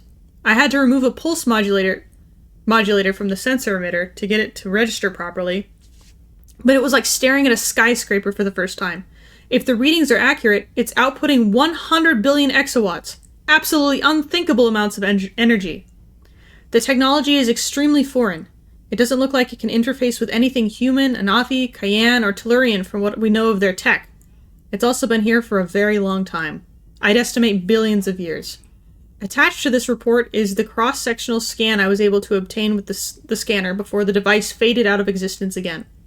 Either the whole crew is playing the galaxy's biggest prank on me, or I made the discovery of the millennium. I thought this job would be a lot more dull. Sensor analyst. Running scans, fixing the sensors, ordering parts, installing upgrades whenever the chief engineer gets a funny idea. I'm not sure how I'll sleep with this much anticipation, though. I wonder if the captain will read my report before it gets sent out. Anyway, report sent. Time for bed. As I lay my head down on the pillow, I realize I must be more worn out from today than I thought. I'm asleep in seconds. When I wake up, all I see is black. My eyes are definitely open, but I can't see anything. The room is cold too, and I think I'm sitting instead of lying down? I think I hear someone. Hard to tell with this headache. Every sound is like a church bell. Hey, who's there? Where am I? I try to speak, but it feels like my throat is made of stone. My whole neck is tense, and I can barely turn my head, let alone speak. Wake him. Wake him. Her voice cuts through the noises, stern and direct. I feel a jab in my left shoulder. My vision clears and my throat finally relaxes. What the hell is going on? Who are you? Where's the crew? Did they put you up to this? I snap. Calm down. I'll answer your questions. But first, you're Private Virgil, right? Is this your report? She chucks a tablet in front of me. Your crew is now acting as part of my fleet. Your ship belongs to me. As my vision returns, I take a moment to look around the room. There are 4 armed men. All of them have cybernetic enhancements of some kind, all staring at me. Their glares are accusatory. I glance around. The room is dimly lit by an antique incandescent lamp, illuminating the dark green walls and a heavy wooden desk covered with tablets. Behind it sits my interrogator. My eyes are drawn back to the tablet, and my heart is pounding in my chest. I slowly reach out my hand. It's difficult to focus on the text when my head is shaking more than my fingers. It isn't hard to see that this is my report. What have I gotten myself into? She looks to be in her early 30s, but already has a streak of gray in her dark hair. Most blue eyes I have seen give off warmth, but hers are colder than ice. They'd pierce me like daggers if they weren't attached to her face. Her expression is inscrutable. Her brow is furrowed, her mouth a tight frowning line, and her eyelids wrinkled in a squint. She's not happy. She isn't just staring me down. She's looking at me as though I have something important. Her uniform is a typical officer's attire, straight and in order. Her name tag reads P. Friedrich, and her lapel, is it lapel? Yeah, bears the rank of admiral. We sit like this for what feels like an eternity. She glances at her paperwork, then back to me. She clasps her hands tightly on the desk. Her gaze wanders from me to the walls and the ceiling. I get the feeling she is grasping for something that can't be seen, something abstract. The admiral's sharp inhale ends the silence, and her gaze returns to me. Young man, usually we don't have the good fortune to put souls as diligent as you to work in our navy. A normal sensor analyst would have reset that emitter and moved on with his day, but you dug deeper. Her words might be complimentary, but the sharpness of her tone indicates she is anything but pleased. Then it clicks. I can feel the blood leave my face, and a great weight settles like an anvil on my shoulders. I knew I should have left those sensor anomalies alone. I probably stumbled onto some secret government project I wasn't supposed to know about, and now the whole ship knows. To make things worse, I sent a report back to Earth. I just got out of the academy and I've already ruined my life. You're not in trouble, Private. Not yet. First, I'm going to ask you some questions, and I need you to answer honestly. You tell me the truth, and I'll tell you what you believe. If we're on the same page by the end of the discussion, you can leave the room and go back to your duties. Her voice doesn't waver. Her speech is robotic, almost rehearsed. Did this happen to my whole crew while I was asleep? It sounds like she's spoken this sentence 1,000 times. There's a tiredness to her words, almost as if her patience has worn thin and exhausted her. I watch as she stands slowly and walks to the opposite end of the room. The entire wall is a floor-to-ceiling bookcase. She runs her hands along it and picks up a book with no title or author visible. In fact, the entire cover is blank, no text or illustration at all. Here you go. Give it a read, then tell me what you think you've found. Her arm is outstretched with the book inches from my face. I take it, as I look up at her confused, then glance at the armed guards. I open the book. There is no text, only diagrams. Schematics, actually. Schematics for the device I found on the edge of the galaxy. They're extremely detailed and precise, but written in a language I can't understand.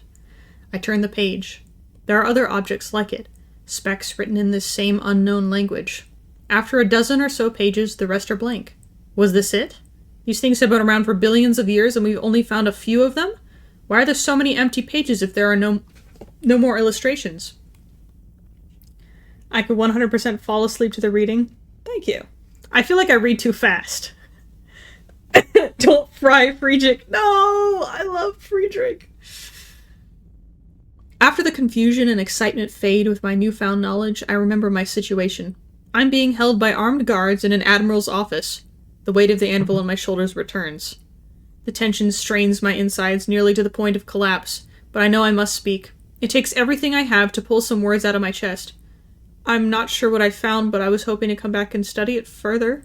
It comes out a bit more meek than I had hoped, but can you blame me? As a fleet captain, I presume? I can see a hint of a smirk creasing the corner of her mouth. That comment made the whole room spin. How could she know that I had hoped to lead my own fleet out here? I can't believe an admiral would know about that. It all seems so ridiculous now that I'm in her office. An 18-year-old green-as-hell cadet on his first assignment, promoted to fleet captain? When I say it to myself like that, it does sound pretty crazy. This could all be a practical joke, too. I had told some of the crew about my ambitions when I made the discovery. Some of them might have thought I was a bit too big for my size. My ship is probably up in orbit waiting for me to realize what's going on and call her bluff. I'm pretty sure the medic has sedatives that will put me under like that. I can see her lean forward in her chair to bring it closer to her desk, her hands still clasped together. Private, I realize that this may seem strange, but let me assure you. As she speaks, I can still see that smirk prying its way out of the corner of her mouth. She pauses to adjust her coat. There's a change in her voice, too. It almost sounds like levity. Before long, though, the frown is back, and her brow furrows on me once again. This isn't a game. You stumbled on something I've been trying to keep secret since I first learned about it. I knew I wasn't the first person to come across this, so it is a secret project. It has to be. The odd language in the schematics was probably a secret language used to communicate about the project with nobody knowing what they were saying. These machines weren't built by us. They were made by a race of ancient humanoids. We're not sure why, nor what their true purpose is. However, what I do know is what it did to one of the other ships in my fleet. The furrow in her brow settles, but the frown lingers. For the first time since she gave me the book, her eyes left me and stared down at her desk. She hands me the tablet from earlier, but this time it contains a field report. It is her field report. Her first one as captain on board the SPS Elnath. She looks like they triggered a security system from one of those cloaked devices I found. One of the ships was, oh my god, a massive gravitational spike that lasted only a moment was picked up. Apparently the SPS Merak dropped off the scope. According to the report, when she looked out a window, she just saw a cloud of dust floating where the Merak should be. How could that even happen? Surely the Merak was okay? It seems pretty clear these things are weapons that can manipulate gravity. The words stumble out of her mouth, on a galactic scale. She pauses for a moment. The silence compresses me so much I can't move. These machines could cause this kind of damage anywhere in the Milky Way, she says quietly.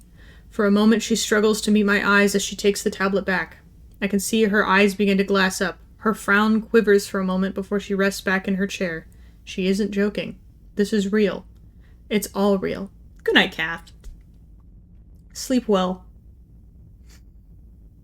We get to write the characters the moments before the great anomaly, so that people feel dread before they die, even if they are unaware of it. Well, this isn't the great anomaly. This is not the great anomaly. This is the canon of Virgil's universe. The great anomaly, this what if server is what if the great anomaly didn't happen? What if that wasn't a thing? This is Virgil's universe. Admiral, my voice shakes as though I'd been through an earthquake. I realize now that this was a secret I shouldn't have looked into. I take a moment to swallow the rock in my throat. With my heart about to leave my chest, I ask, but what did you mean earlier when you said, you tell me the truth and I'll tell you what you believe? So far all you've done is give me information. A few moments pass. Presumably she is regaining her composure. I just witnessed a moment of transparency you typically never get from an officer. Finally, her neck straightens. Her gaze meets mine. She is looking directly ahead at me now. I'd recognize that practice military resolve anywhere. We all learn it at the academy. Private, you have two choices. I took the liberty of looking over your biographical record and your academic performance. Put frankly, I think you can be useful to me and my mission. However, if you choose to leave and not accept my offer, We'll begin the dance of truth and fiction I've become so used to in these last few years. Again comes the robotic and unwavering military speech. Every syllable is so precise. Her eyes look heavy now, as if they are physically dragging her head down. Her straight back is fighting a battle with the obvious slump of her shoulders. The tight clasp of her fingers looks ready to burst, the hands only held together by their own weight. Guarding a secret like this has to be a double-time job. You don't get to take any holidays.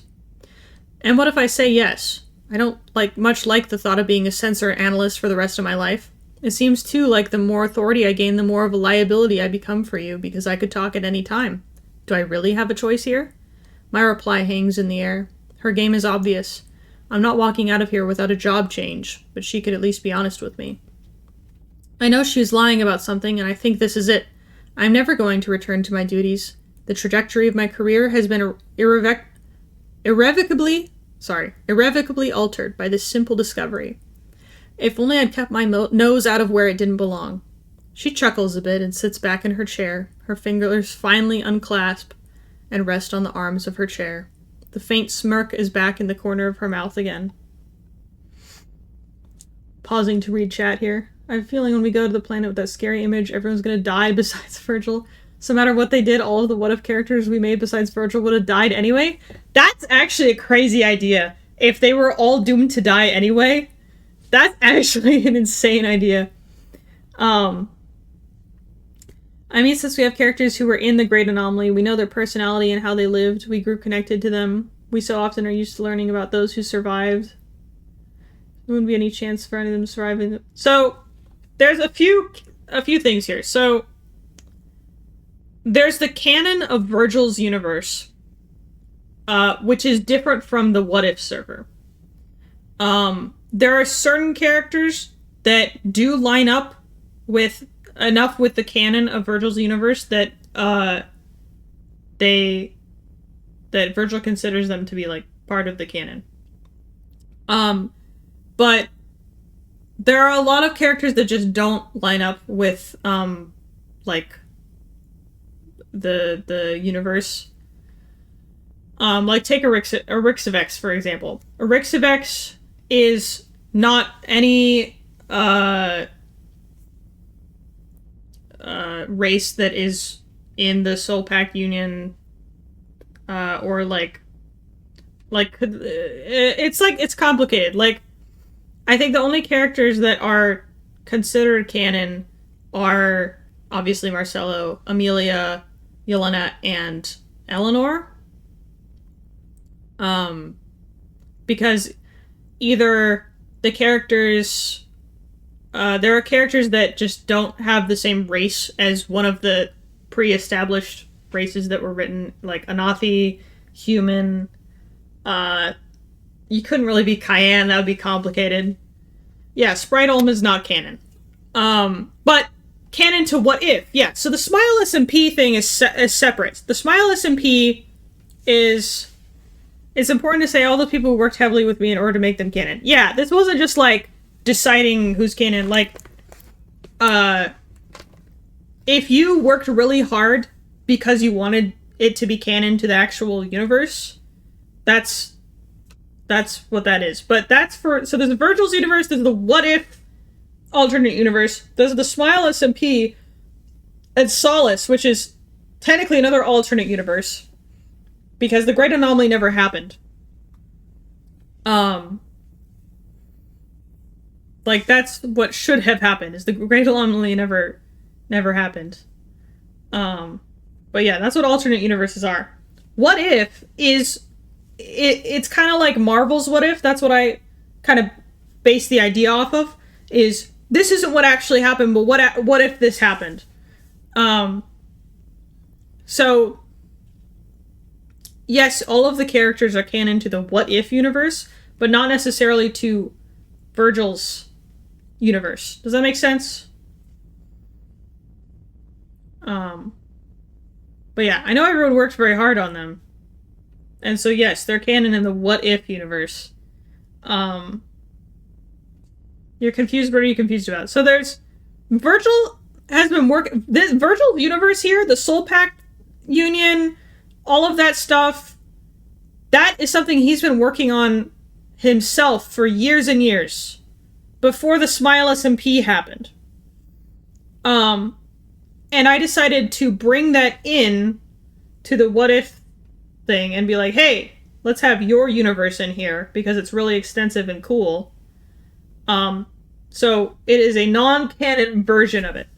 It's a combination alternate universe of the Smile SMP and my own universe. So yeah, there's Virgil's universe, there's my universe, which is the Smile SMP, and we kind of like combine the two into this not like fully canon question thing because we wanted to have a we want to have that. Anyway, back to reading. I hope that kind of clarifies things.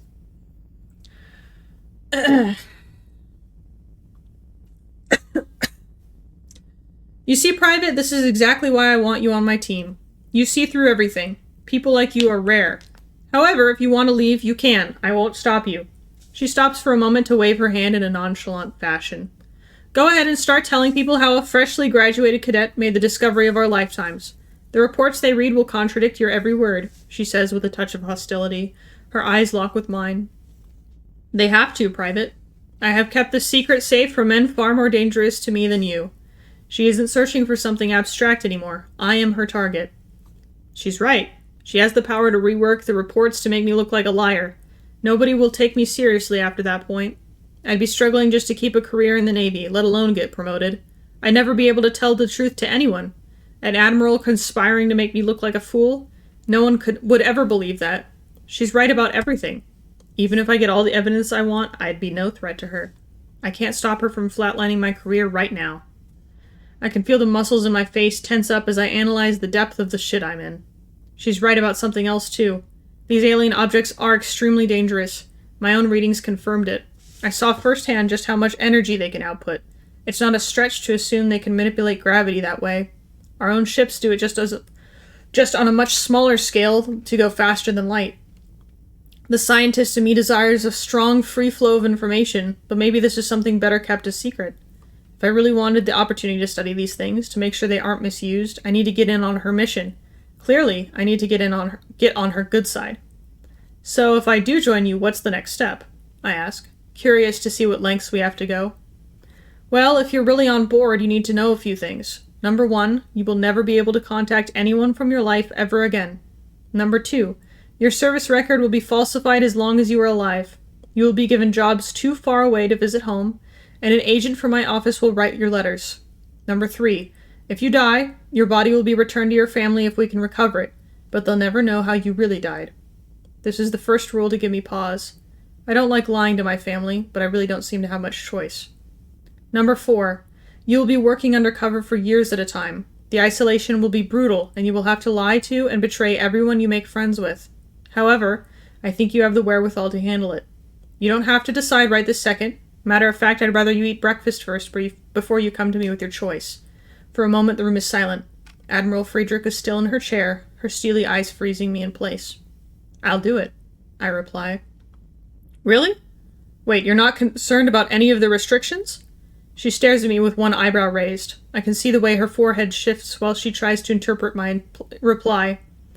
I came up here to get away from home. The biography you read probably didn't give you the full story, but believe me, the last thing I want to do is go back. As for friends, well, I didn't really have time to make any. I thought I'd get to do that on the Capella, but I wasn't even there for a week before I ended up in this chair. I say with fire in my voice. Have your peon write my letters to home, but as long as I get to send gifts with the letters. If I'm lying to my mother's face about my job, I'd at least like her to have something real from me.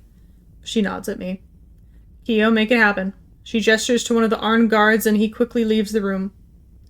Time for your first briefing, Corporal, she smiles at me. That smirk from earlier returned, leaving a crease in the corner of her mouth. Ma'am, I'm still a private? I realize what she means only moments after I speak. Not anymore. She motions for me to stand up. I stand and follow her as she leaves the room. Am I really getting promoted already? I get the feeling there won't be a formal ceremony, though, seeing as how I'm technically living a double life as of today.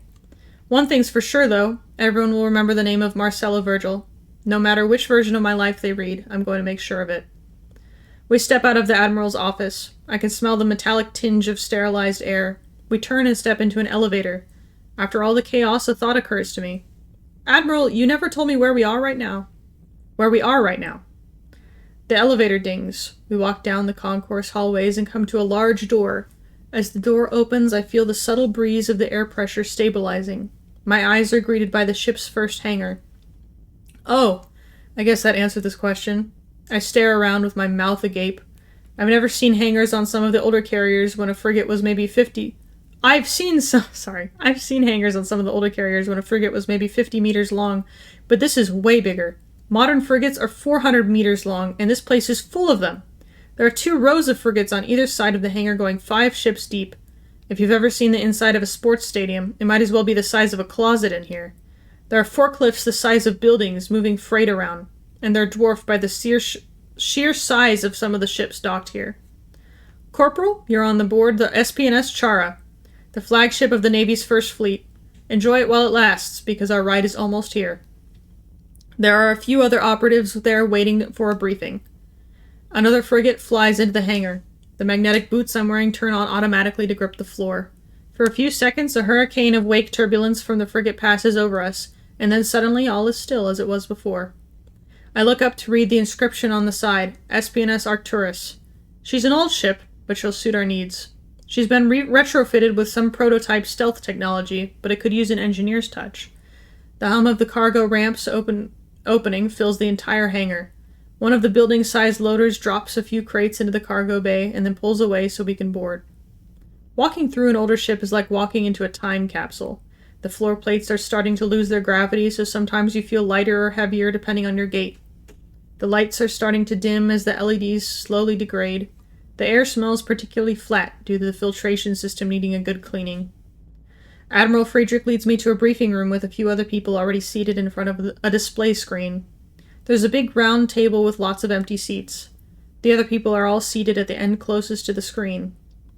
At the very front of the room, next to the screen, sits an old man in a faded uniform.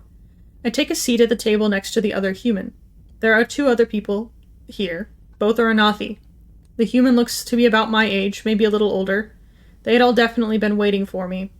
The human reaches out to shake my hand. My name's Wexel. Yours? I shake his hand and reply, Marcelo. Nice to meet you, he smiles.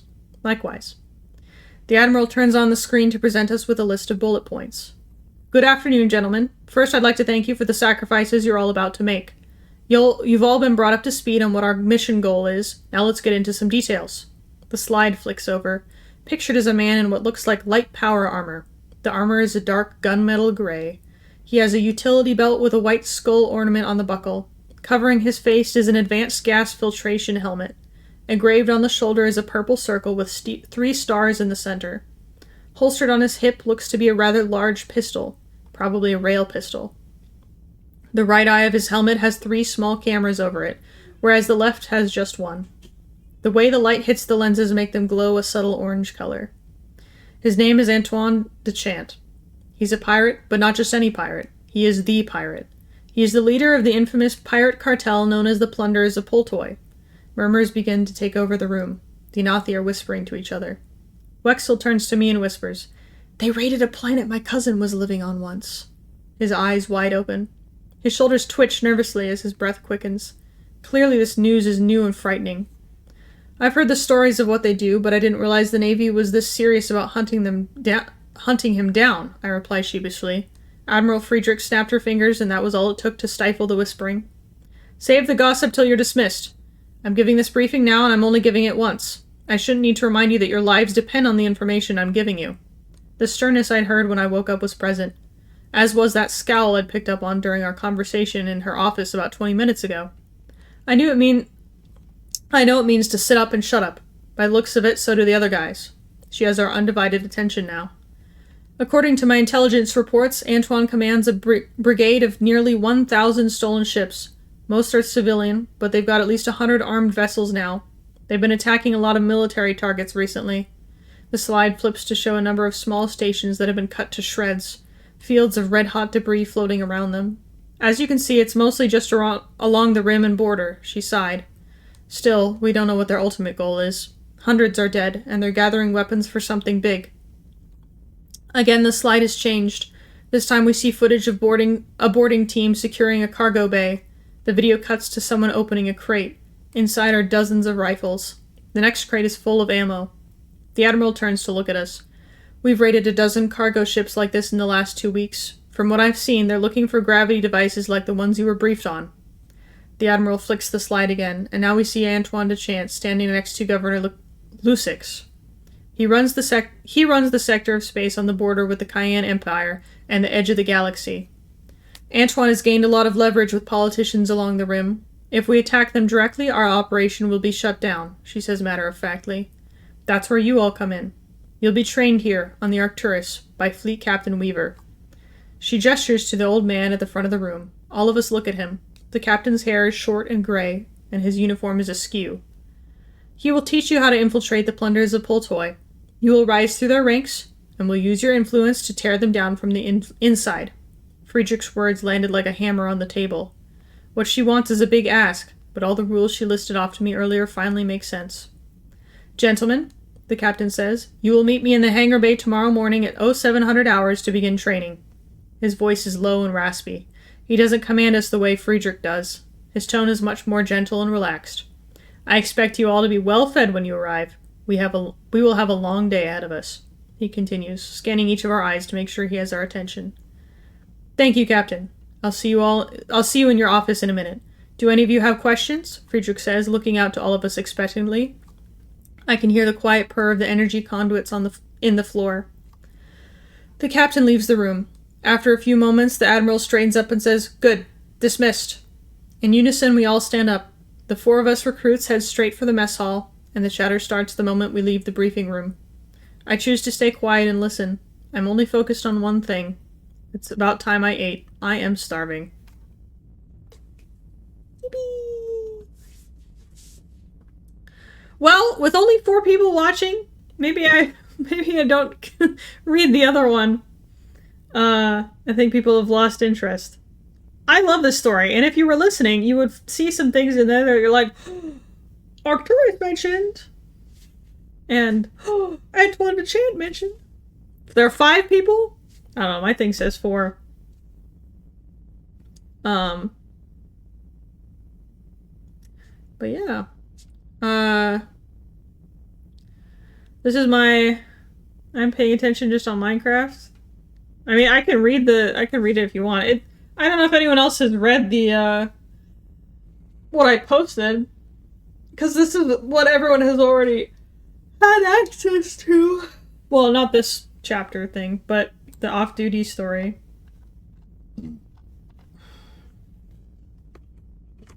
I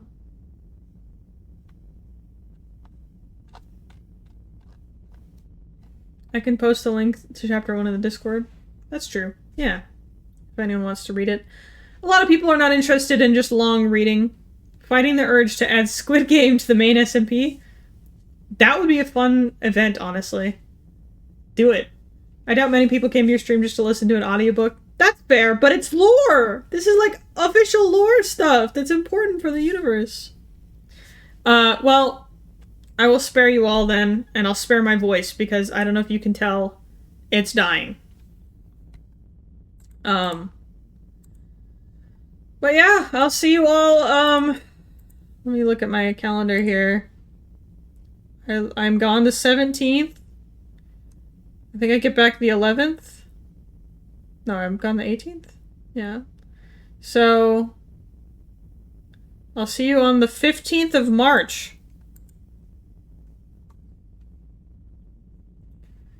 At this point, I refuse to miss a stream. I appreciate you stopping by. Well, hopefully I'll finish all of the off-duty thing, and maybe I'll read that all on stream. I'm sure people would love to sit for a whole hour and a half and listen to me ramble.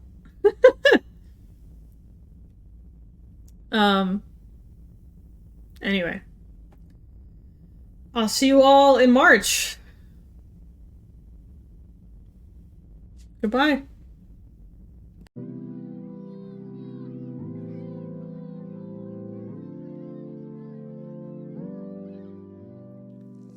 Oh! Play on the server. That's true.